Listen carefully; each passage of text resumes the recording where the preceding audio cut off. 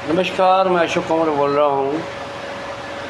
मैं बहुत कुछ दिन से ऐसे वीडियो देख रहा हूँ कि 10-15 दिन से कि वीडियो देख के ना अपना दिल हिल जाता है।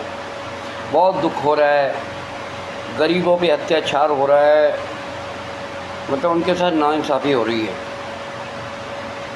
और दूसरी बात मैं कहना चाहता हूँ, हमारे देश का प्रधानमंत्री जो है ना, मैं क्या कहूँ उसके बारे में,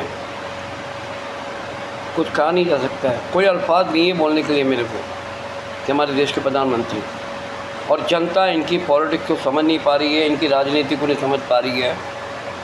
उनको इस तरीके से फंसा रही है, जनता को फंसा रही है, भोली भाली जनता को। 140 करोड़ की जनता ने मोदी जी के ऊपर विश्वास किया, बीजेपी का विश्वास करके उसको इस बार बहुमत में जिताया। और मोदी जी की सरकार ने भोली भाली जनता को धोखा दिया, बहुत धोखा दिया, ज़बरदस्त धोखा दिया। और ऐसा सीएम को चुना रेखा गुप्ता को, जो रेखा गुप्ता अपने पद के लिए कितनों की बलियां चढ़ाएगी, कितनों के घर उजाड़ेगी। मोदी जी, आपने रेखा गुप्ता को जो पद दिया है ना, उसका मिसयूज़ हो रहा है। और आपने उनको, आपकी पार्टी में ऐसे ही नेता तो चाहिए जो बलात्कारी हों, जो करप्टेड हों, जो गंदे से गंदा काम करते हो। ऐसे नेता आपको पार्टी में शोभा देते हैं, आप उनके पक्ष में खड़े हो जाते हो। मैंने बहुत से बलात्कारियों को देखा है जो उनके जहाँ बड़े बड़े तुम्हारे पार्टियों से बिलोंग करते हैं, जो उनकी सपोर्ट में आप खड़े हो जाते हो। कोई एक्शन नहीं होता है, भड़काऊ भाषण देते हैं, देश के बारे में गलत बोलते हैं, जनता के बारे में गलत बोलते हैं, हमारी सैनिक के बारे में गलत बोलते हैं। मोदी जी, आप ठीक नहीं कर रहे। भगवान से भी डरो। आपको डर नहीं लगता भगवान से क्या? आपकी उम्र क्या है मोदी जी, आपकी उम्र क्या है? जाने का टाइम आ रहा है, लेकिन आपको ज़रा सा भी खौफ नहीं हो रहा? देश की जनता को इतना बड़ा धोखा दे रहे, हर बार झूठ। देश की जनता से ये बोला है कि 8 मार्च को अपने अकाउंट को देख लेना कि आपके अकाउंट में 2,500 रुपये का आपने ये जुमला दिया। और उसके बाद आपने पहले भी कोई एक लफ्ज़ बोला था कि हर गरीबों के अकाउंट में 15 अकाउंट में सारी सरकार बनेगी तो 15 लाख हर गरीबों के अकाउंट में डालेंगे। क्या वो भी एक जुमला था, और ये भी एक जुमला है। ये जो आपके पार्टी में शामिल होते हैं, जो नेता इतने घिरे हुए होते हैं, अपनी पद पाने के लिए 13 साल की बच्ची को दरिंदर के हवाले करते।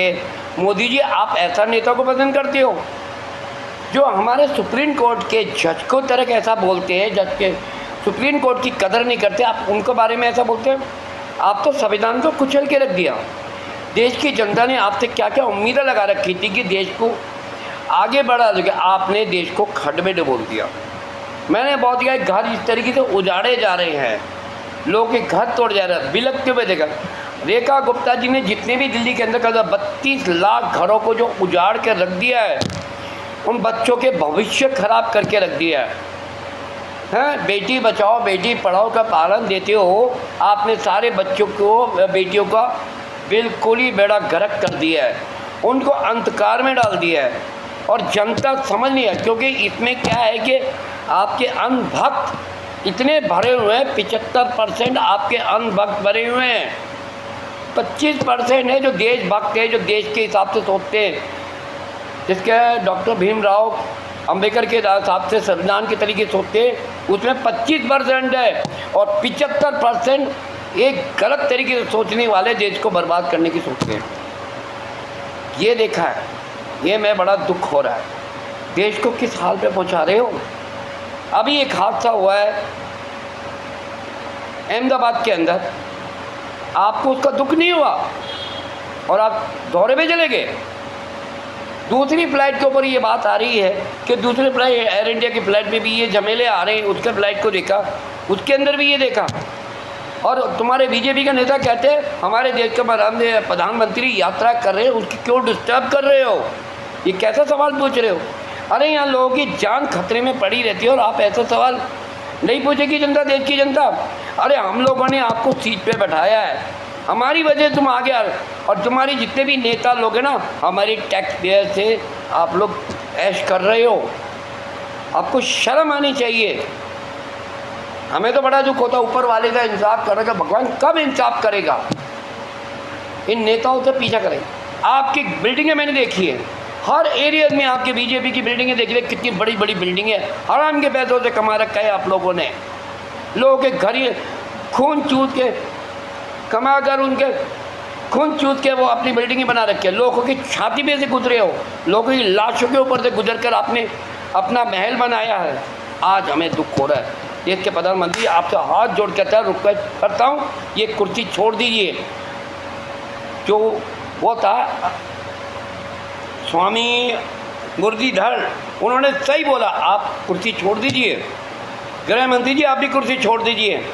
आप छोड़ेंगे तो आपके नेता लोग ऑटोमेटिकली छोड़ेंगे, क्योंकि आपकी वजह से सारे बलात्कारियों नेताओं को उनको सपोर्ट मिल रही है। चोर बदमाशी इतनी फैली हुई है, लूट मार इतनी मची हुई है। आप बैठ के मजे से एसी में कर, आप एक बार भी कॉन्फ्रेंस नहीं करते। 11 साल के कहाँ गया वो 11 साल बेमिसाल? अरे 11 साल सत्यानाश कर रखा है आप लोगों ने। ढंका बजा रहे हो कि 11 साल बेमिसाल क्या किया देश के लिए? आपने कितने लाखों लोगों को मरवा दिया। हर चीज़ पे कोई हादसा होता है तो अपने ऊपर नहीं लेते हो, और कोई अच्छी बात होती है तो क्रेडिट ले जाने के लिए आप लोग आ जाते हो। कभी मिलिट्री की टोपी पहन ली, कभी चंद्रमा पे ग्रह चढ़ा दिया तो भाई साहब ऐसी टोपी पहन ली। ऐसे ऐसे चीज़ों में मैंने ये कर दिया, पाकिस्तान की युद्ध जीती तो पता नहीं क्या क्या कर दिया। कभी मिलिट्री के कपड़े पहन लिए, कभी पायलट के कपड़े। मोदी जी आप एक्टिंग बहुत ज़बरदस्त करते हो, आपको फिल्म लाइन में होना चाहिए था। और अनभक्तों एक बात कर लो, तुम्हारे देश का नेता तुम्हें भी बर्बाद कर, तुम्हें भी नहीं छोड़ेगा, ध्यान करना। अनभक्तों तुम्हें भी नहीं छोड़ेगा। और प्यारे मेरे देशभक्तों जो सच्चाई के चलने वाले रहते हो, इस बात का इंतज़ार करिए, ऊपर वाला इंसाफ आप सबके साथ करेगा। मैंने रोते हुए बिलखते हुए बच्चों को देखा है, भूखे प्यासे तड़पते हुए बच्चों को देखा है, लेकिन बीजेपी के दिल में कोई दया नहीं है। इतनी महंगाई का बोझ गरीब आदमी के ऊपर डाल रखा है कि उसको एक वक्त की रोटी खाने तक के लिए भी कोई सुविधा नहीं है, मुश्किल में डाल रखा है। सारी सब्सिडी खा गए हैं, रेल का किराया तो उसका बढ़ा रखा है। इतनी गुंडागर्दी हो रही है, गृह मंत्री के हाथ में कानून है, वो भी उसके खुलेआम कोई किसी को मार देता है, कोई किसी को कुछ भी कर देता है, और आप क्या करते हो? शर्म आ रही है। हमें बड़े अफसोस होता है कि हमारे देश को गलत प्रधानमंत्री मिला है और देश को बर्बाद कर रहे हैं।